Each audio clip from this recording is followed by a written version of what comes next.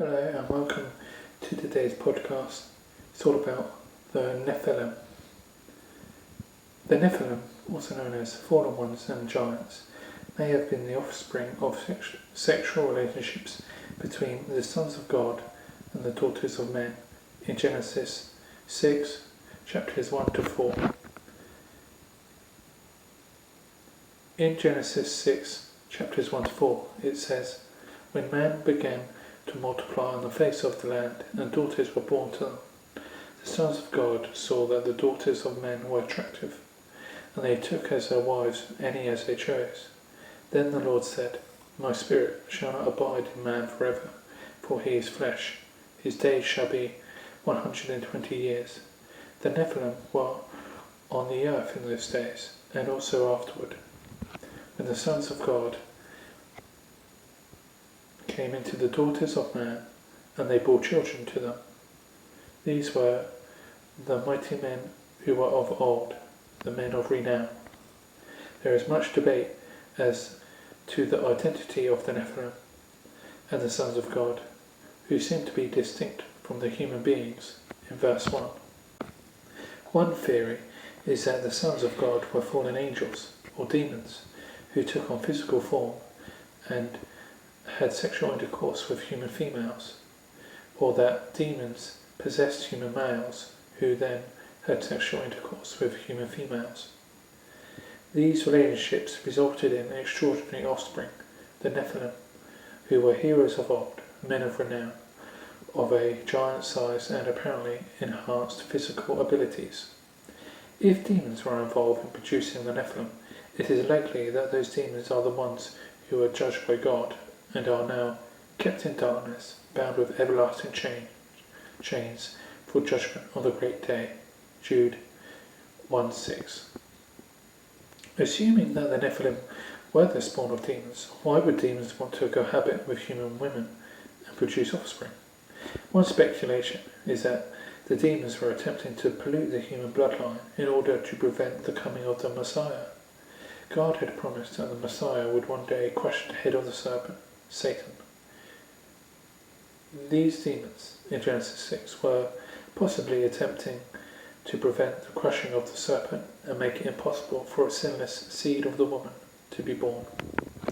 There are at least two objections to the theory that the Nephilim were demon-human hybrids. First, there is nothing in the text to expressively identify the sons of God as angels. Second, the Bible never indicates that angels are physiologically capable with women and can procreate with them, unless Genesis 6 is the only instance of this happening.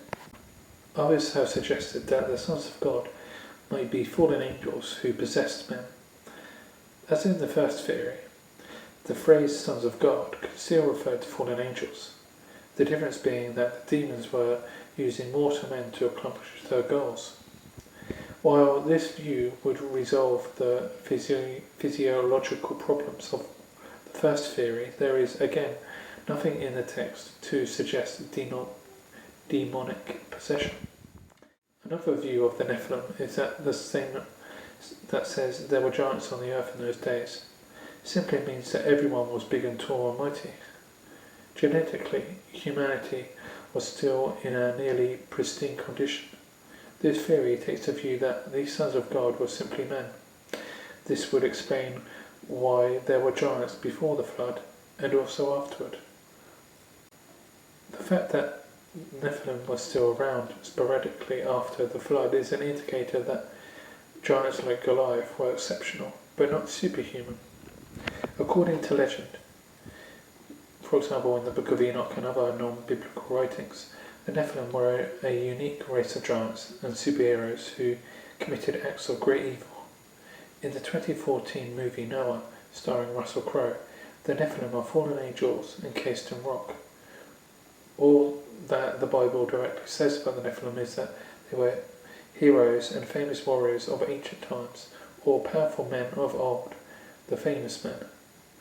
The Nephilim were not aliens, angels, watchers, or rock monsters. They were literal physical beings.